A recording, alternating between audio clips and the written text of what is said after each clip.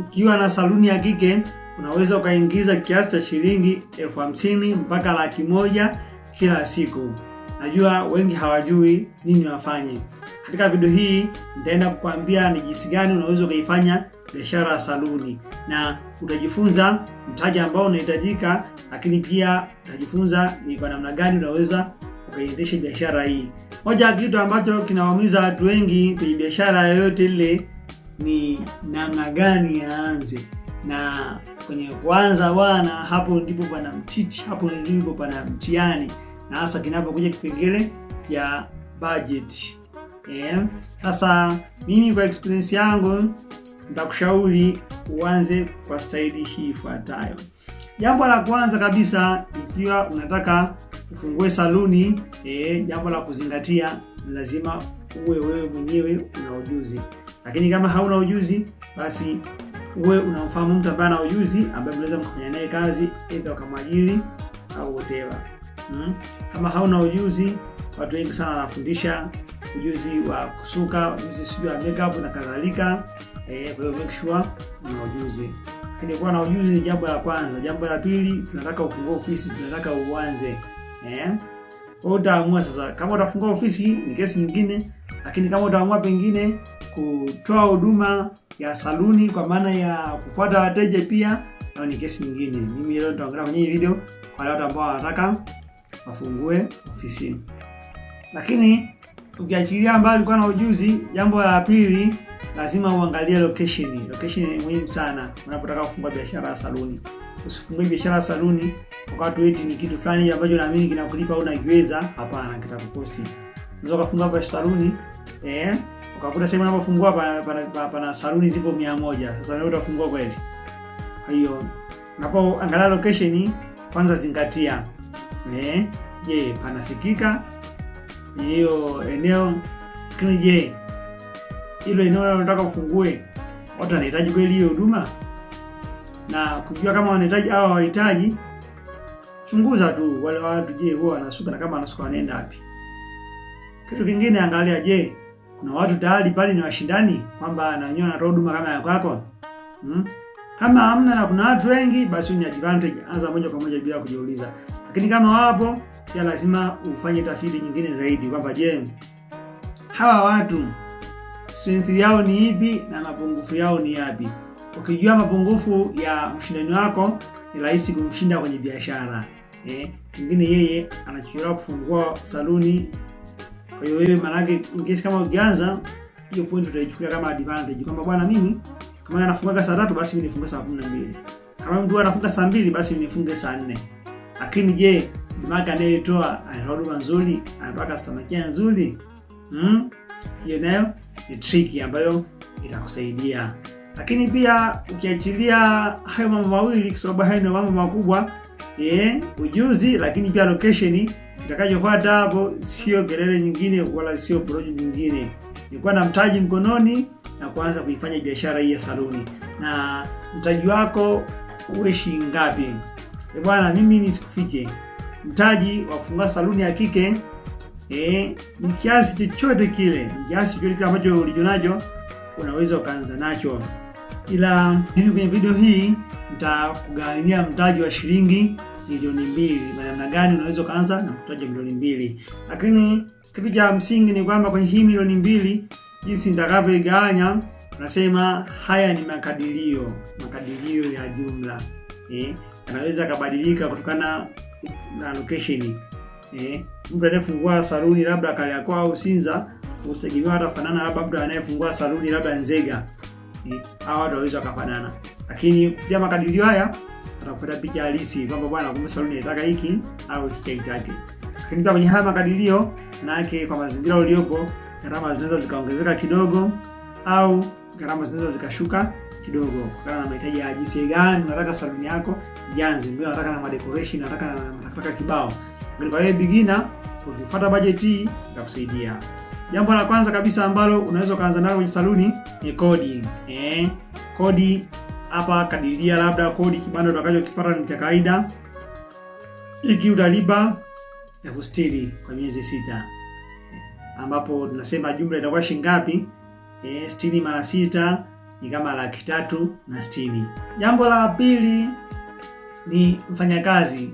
Ukiwa unaanza saluni, hakikisha una mfanyakazi angalau mmoja, na pigia hesabu za kawaida kama mfanyakazi huyo kwa mwezi utamlipa 150,000.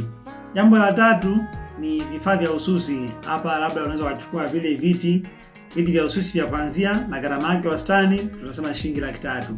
Sasa wewe mwenyewe utakuwa unaangalia mazingira yako. Kama unachukua viti vya plastiki, maana tayari unakuwa unapunguza gharama. Lakini jambo la 4, mashine za kukaushia nywele. Mashine za kukaushia nywele ambazo mashine moja inauzwa shilingi 60,000. Chukua tu ile dryer kawaida. Si lazima uchukue ile ya kuvalisha kichwani, hapana. Na hii mashine ukichukua 2 angalau, maana yake unakuwa umetumia 120,000. Lakini jambo la 5 ni bidhaa za urembo. Hapa ndo tunaongelea mafuta ya nywele, dawa za nywele, tunaongelea shampoo, tunaongelea vitana na kadhalika. Na hapa kwa wastani inagharimu kama 150,000. Jambo jingine ni samani ambazo tunaziongelea hapa. Unaweza ukachukua meza, ukachukua kioo na vifaa vya kuhifadhi bidhaa zako. Hapa kwa wastani ni kama shilingi 90,000. Jambo jingine ni matangazo. Usisahau bajeti ya matangazo, kwa sababu lazima ujitangaze ili uanze kupata wateja. Utaamua sasa wewe kwamba na bajeti hapa nimepigia sana shilingi 50,000.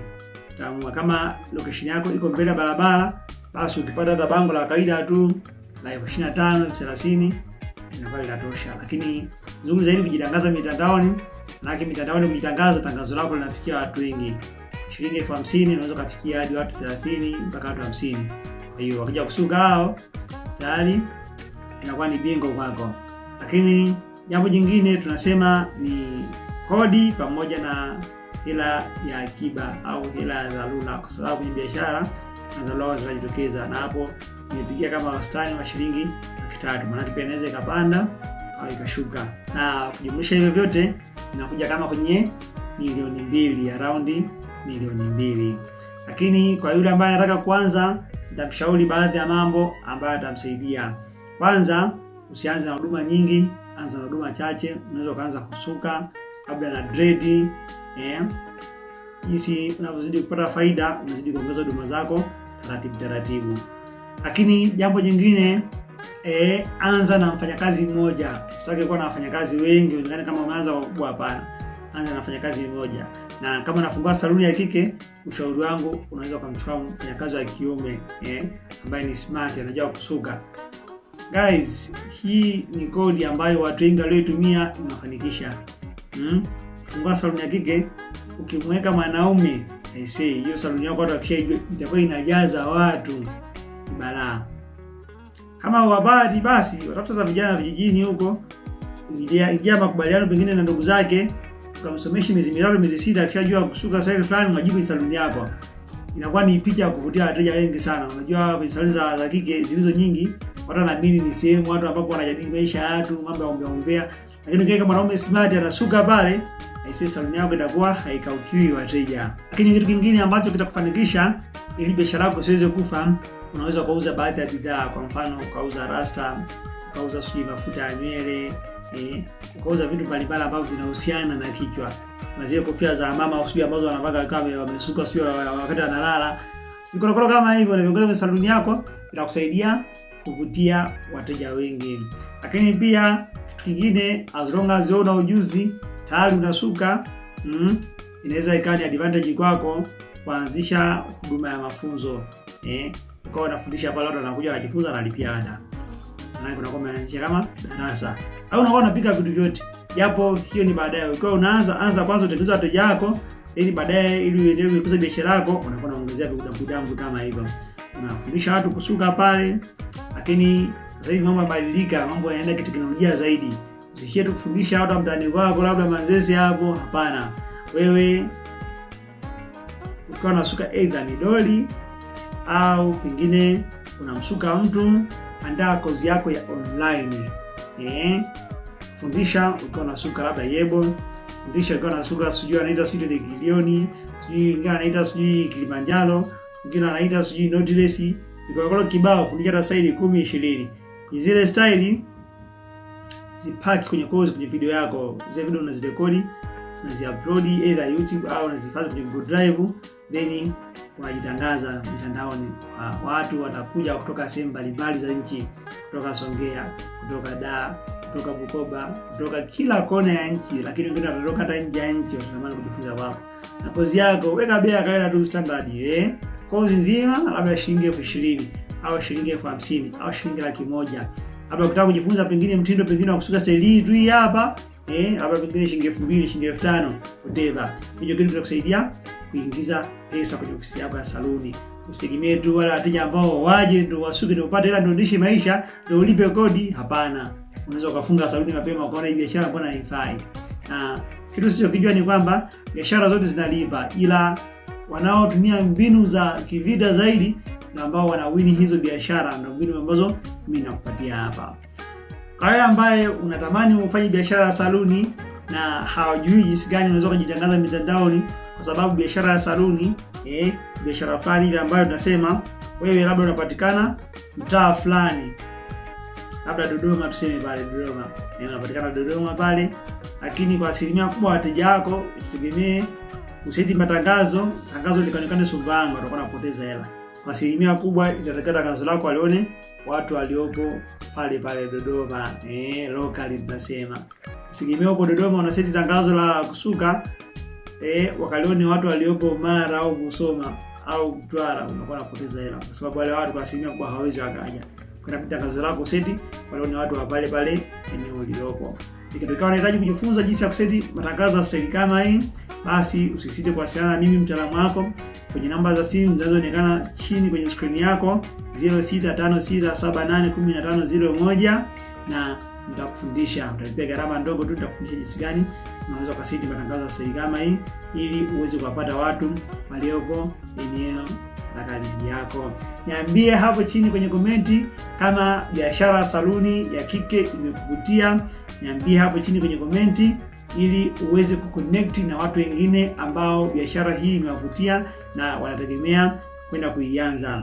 Sina la ziada kwenye video hii.